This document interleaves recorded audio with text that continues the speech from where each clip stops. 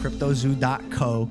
I am so excited about this project. It's so fun. It's a really fun game that makes you money. A fun game that earns you money. How much did you guys make from CryptoZoo? I lost around $50,000 in CryptoZoo. Lord have mercy.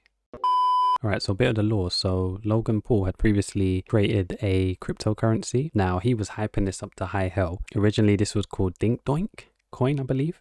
And the thing is, it looked like Mr. Clippy, the mascot from Microsoft Office. And he's put out a tweet, this was ages ago, originally stating, "This is the dumbest, most ridiculous shitcoin I've ever seen, and that's why I'm all in." This tweet from CoffeeZilla exposing it, and he said this new shitcoin that Logan Paul and his goons are promoting, owned almost completely by whales. 80% is owned by the top 100 wallet. And here's the video. Hey guys, what's up? It's me, Mike, here to send some love and camaraderie to the Dink Doink Telegram team.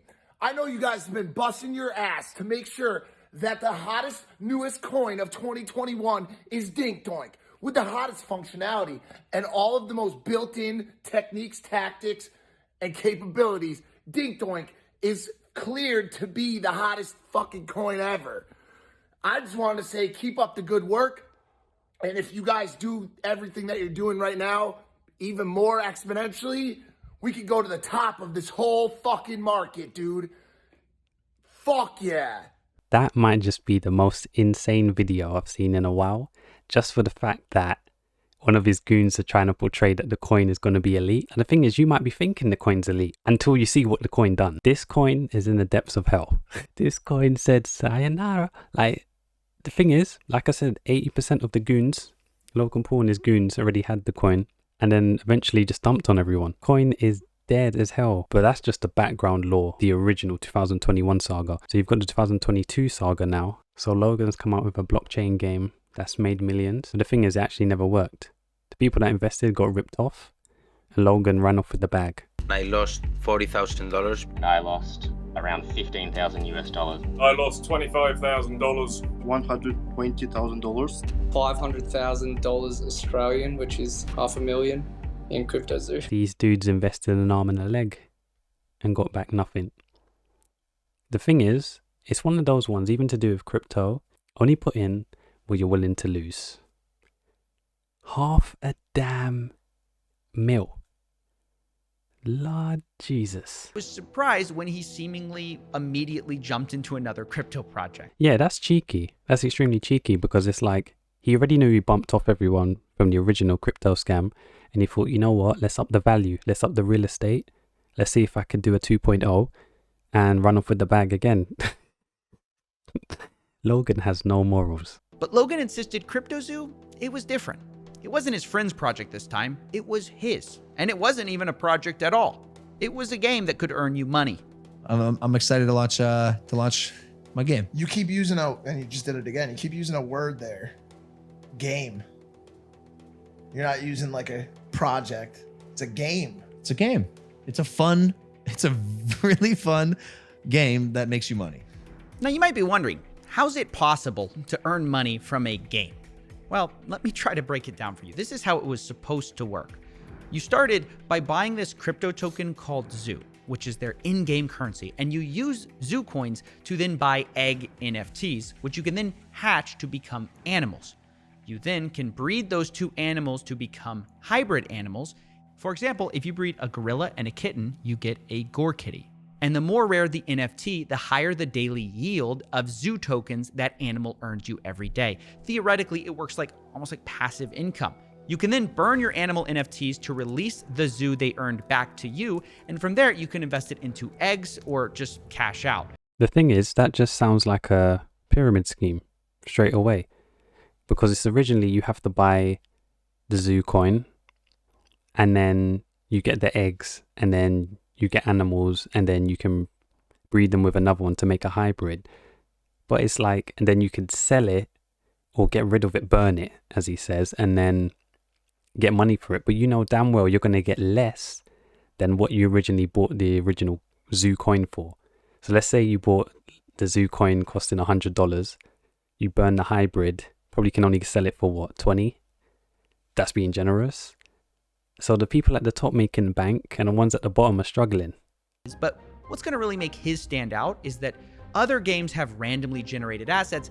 His game has handmade art. It's quick to make a digital asset with, unique, randomly generated characteristics. We handmade art for the past 6 months, bro. Approval, very specific notes, 10 different artists making art for our project.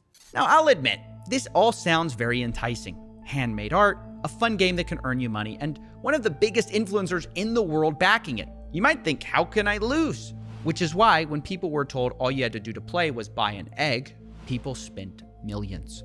Just on the first launch between ETH and Zoo, people bought $2.5 million worth of eggs in the first day.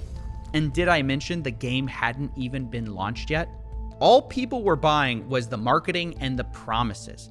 And it wasn't just the NFTs they bought either. The Zoo token also skyrocketed in value, reaching a $2 billion market cap pre-game launch, right? The trading volume was in the tens of millions of dollars per day, which kind of is like Fortnite not coming out, but people trading tens of millions of dollars in V-Bucks every day. That's what this was like.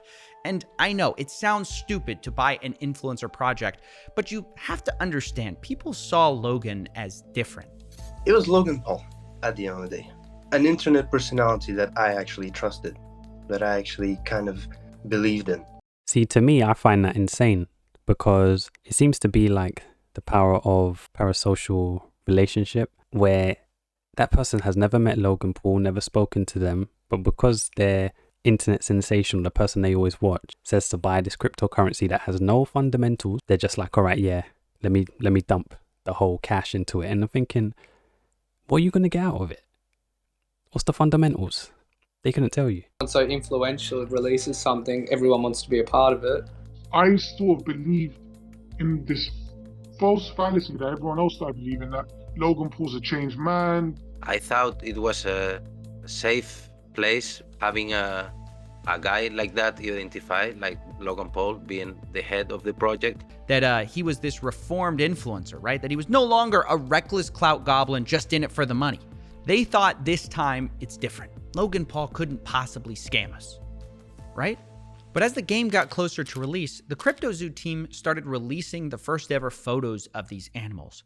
And come to find out, this handmade art story wasn't really true. It was actually Adobe stock photos mashed together. This was the sort of first red flag of this project. Adobe stock. They didn't even try to hire some actual artists. They just said, F it. Back to the stock images, baby. This is a space where a lot of people do see dollar signs. Like any burgeoning industry, if there's money to be made, there's going to be both good and bad people.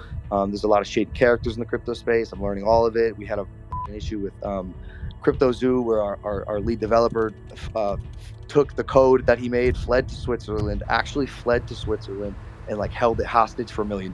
Like behind the scenes drama that took a stick and stuck it in the spokes of my wheels. Oh, well, that wasn't expected. There's a shady developer who held up Logan's code hostage in Switzerland. That's why this hasn't worked the whole time. He held it hostage for $1 million. Well, let's add that to the board. I mean, isn't the mystery solved? Now, obviously, the first thing I wanted to do was hunt down this developer, who we'll be calling Z here, and find out the truth of what happened. Why did he steal Logan's code for $1 million? However, I finally got a hold of him, and when I did, he admitted he took the code hostage, but he says the reason for it was nothing like what Logan had said. He literally never paid me anything at all, ever. I never paid. And, we got to a point when I was working on it where I just realized they were just going to try to steal all of my work and not pay me. And so I took all the source code private, and I just kind of we spent like a month just trying to negotiate and get something figured out where I would finally get paid. Because I'm on my end, I have a team of 30 engineers. So I'm burning $50,000 a week on building this thing. And the only thing they brought to the table were a bunch of Photoshop JPEGs. This is fishy. I am telling you, Logan Paul can catch some cop. This is crazy. He's not paying developers. He didn't make the game. He ran off with the bag. Investors putting in crazy amount of money and seeing nothing.